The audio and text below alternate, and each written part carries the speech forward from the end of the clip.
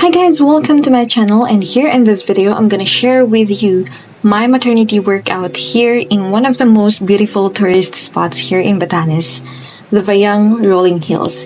Yes, kitang-kita naman kung gaano siya kaganda Napaka-peaceful, napakasaliwa ng hangin. You know, it's actually picture perfect. Napaka-perfect ng place na to for you to meditate, to relax, to inhale, exhale, and be with nature, and actually forget your problems kahit saglit man lang, no? Ayan, napakaganda niyan. It's actually December during that time, and maganda kasi yung panahon. So, nagmumukha siyang summer, but then again, yung hangin is, yung simoy ng hangin is malamig siya. Nagpahati nga pala ako kasi late na rin ako nakapag-decide na mag-workout dito. So, ayun, dito na lang ako nag-start maglakad-lakad. So, ilang araw na rin ako naglalakad dito. Mula bahay, papunta dito, pabalik because I am actually preparing para sa panganganak ko. Kasi gusto ko sanang, alam niyo yun, para medyo madalian daw pag ganun. I'm not sure about that, but that's what they say.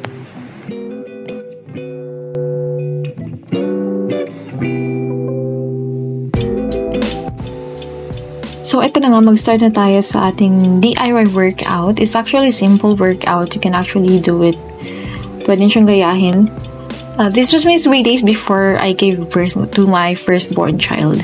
So, ayan, stretching lang muna. Warm up konti. Ayan, di ba? Ang dali-dali lang. But, yung ibang parts, yung ibang stretching, kung hindi kayo nag-workout ng may mga balancing, huwag mo nang gawin, lalo na kung buntis kayo at napaka-sensitive nyo. Kung ano lang naman yung kaya, di ba? So, ayan, kembot-kembot lang ng konti ang ating mga balakhang. Kailangan natin yan. At magpo-pause muna tayo kasi may paparating na baka dito Ayan.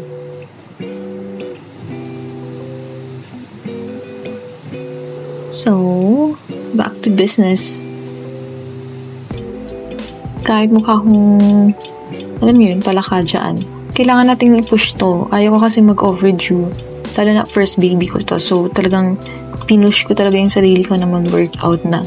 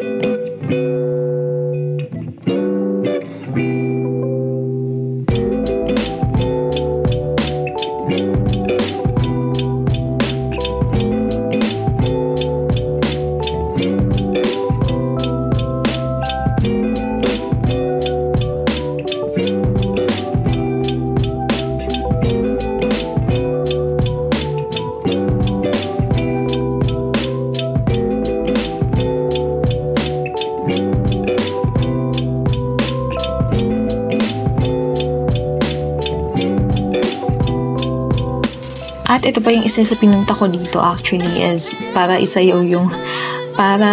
sayawin yung Money ni Lisa ng Blackpink. So I actually have a link on the description. Please watch the video also. Tingnan nyo na lang. Ayan. So dahil nga parami yung mga dumadaan na nagpapastol at parami yung mga baka, nag-stop na rin ako kasi nga syempre nakakahiya. Ayan.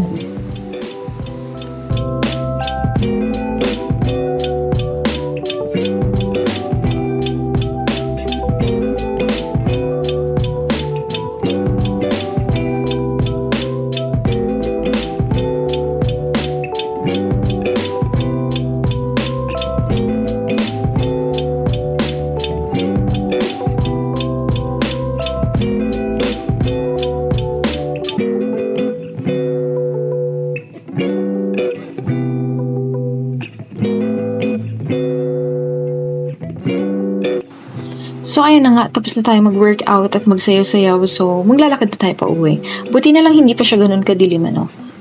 So, matagal-tagal din ako nag-workout. Umabot ako 1 oras mahigit. Anyway, nag-enjoy naman ako. So, ayan, maglalakad tayo pa uwi para makapag-cool down pa tayo ng konti. Kita niyo naman ang view kahit maglakad pa ako dyan ng gaano katagal. Nakakapang-relax talaga siya. Kita niyo yung overlooking niya. Yung dagat, yung mga bundok, tapos yung bayan ng Basco. Super amazing. Kung hindi pa kayo nakapag-book papunta dito or nakapunta dito, mag-book na kayo ora mismo or mag-abang na kayo ng promo.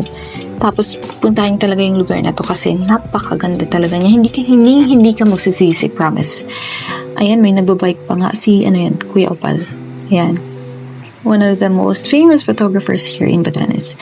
At ayun na nga, back to you guys.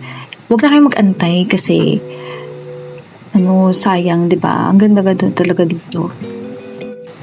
Ayan, so if you haven't visited this place, I really, really recommend that you come and visit it. It's a must-see. So mag-book na kayo or mag-abang kayo ng promo papunta dito. Kasi actually talaga napakamahal ng ticket papunta dito. At ang bumabiyahe lang ay Philippine Airlines. Dati mayroong Skyjet and Cebu Pacific but that was pre-pandemic. So ngayon, PAL na lang ang bumabiyahe. There are only 2 ways you can get here. From Manila via PAL or from Tuguegarao via Sky Pasada. So yun lang. And by the way, I'm also an accredited travel agent. If you want to book your ticket with us, we're willing to assist you. Please visit us at Amian Bookings. That's our page, Facebook page, and we will be very glad to assist you guys. You can send your inquiries kung magkano yung ticket, kung kailan, ayan, pwede namin kayong hanapan. Ayan na nga, so malapit nang matapos yung video na to. I hope you enjoyed watching this video and please do not forget to hit the thumbs up button below and subscribe to my YouTube channel and Facebook page right now, para mismo. Ayan, so thank you sa panonood. Maraming salamat. Diyos mamahas as please watch again on my next videos. If you have any suggestion for my content, please DM me or send me a private message. Thank you!